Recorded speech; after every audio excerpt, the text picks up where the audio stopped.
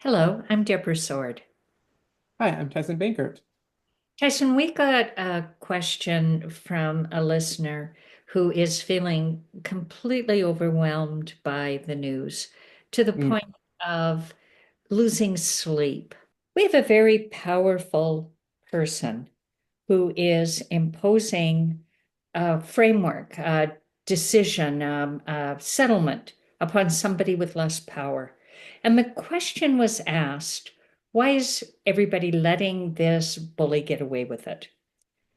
What is their other alternative? How can it be that all of the people who dislike what the bully is doing, why are they not getting together and saying, we're just going to say no? Tyson, do you have any thoughts on what an answer for that? I mean, I you know the movie, right? Where it's like, what's that movie? How does that movie go? I'm so and so. No, I'm so and so, right?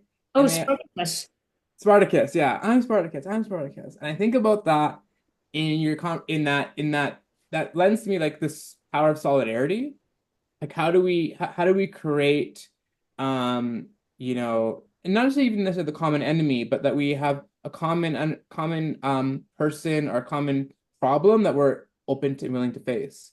And I think sometimes what we talk about is so much about having the conversation and building the relationships in order to understand each other. So that way then we can understand, oh, my conflict is your conflict. And I think about this person and this bully and that curiosity that person has to go, oh, like is anyone else seeing this? Is anyone else having a problem with this?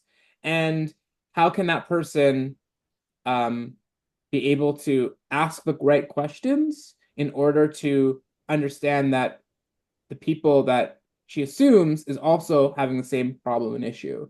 And I think so often that can be sometimes it can be kind of hard because that can be conflict in of itself. 'Cause I think you kind of wish you could just avoid it, but this bully is standing in your way. I think that's a good point. And the answer, to add to that, yes, it's true that others are having the same problem with the bully, and it's the same and different. Each Hmm. one of the people who could say no also has a self-interest and a constituency to account to. And the bully has the capacity to pivot and throw all of that power at anybody who says no. And at that point, so you've got, let's say, five people who are prepared to say no, five out of a great number. The bully can punish each one of those five in a different way. Mm. And so yes, there's solidarity because they all have the same interest in saying no to the bully. And there's difference because the bully understands how to punish them at their weakest point. What is the point that this person is vulnerable that might be different than how this person is vulnerable? And the bully has kind of an evil way of recognizing people's weaknesses and Mm. going after that. So that's one thing is that yes, there's solidarity, but there's also differences. The other is that I said that here's five who are prepared to say no and have an interest in solidarity saying no. But then there's this other group of bad actors over there who are saying to the bully, if they don't give you what you want, you can always join us. We are the bullies in the background, and think how much more powerful we will be if you join the bully contingent instead of the collaborative contingent. So there's all of these backroom deals going on. And so people are trying to stay in the bully's good books so that they don't get punished. And Right. that leaves everybody else out to dry. So, what would be the conflict competent way of dealing with this? I always like to think about the bullies that I had in junior high, that you had to think about, it's really easy to maybe bully someone, right? It's sometimes the common easy denominator. And I think about the solidarity, or the trying to make it harder for them to continue to bully, whether that is asking for support, help, whether that is being able to, and sometimes stand up to them in a way that makes them reconsider what their behavior. And I think what the person is who's asking about how to deal with this, it's really about trying to understand, making it harder for the bully to keep bullying you, because they're the only ones, because they're not willing to keep themselves accountable or see that their behavior is harmful. I like that. The other strategy, the conflict competence strategy, might be to go after the bully's wingman, the Mm, people that the bully feels accountable to. And in some cases, the bully doesn't feel accountable to anybody, but most bullies have people on their back. right. You see it in the movies where the bully has got 4 or 5 or 6 people cheering him on, who are the ones that he's putting on the performance for. They're the ones who make him feel good. If we were to take a conflict competent approach, that I would, and this showed up in the movie A Beautiful Mind about John Mm, Nash, where he said everybody is going after that one, but if you divide and go around that person. So to me, the conflict competent approach might be, what's the strategy for getting the people the bully relies on to abandon him or rein him in or divert him into another way of thinking? mm, What are the rewards you can give the bully for good behavior? mm,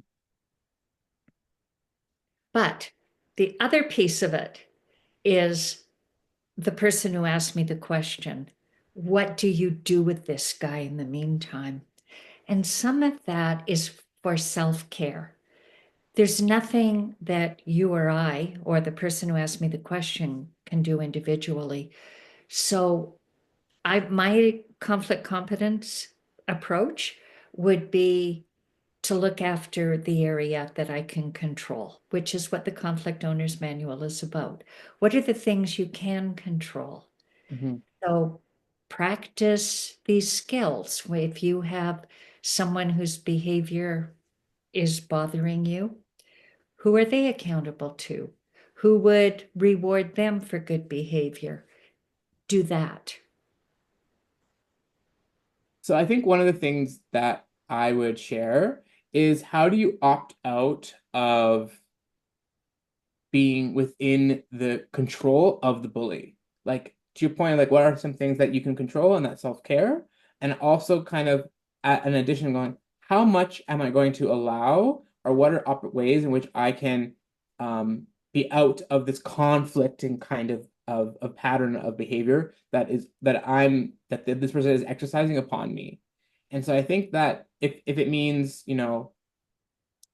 leaving the situation, if it means having to do different tasks that are away from this person, are dynamic, I think that also is really important for your own well-being, but also understanding where are some of those ways that you can get maybe some perspective, some objectivity as well.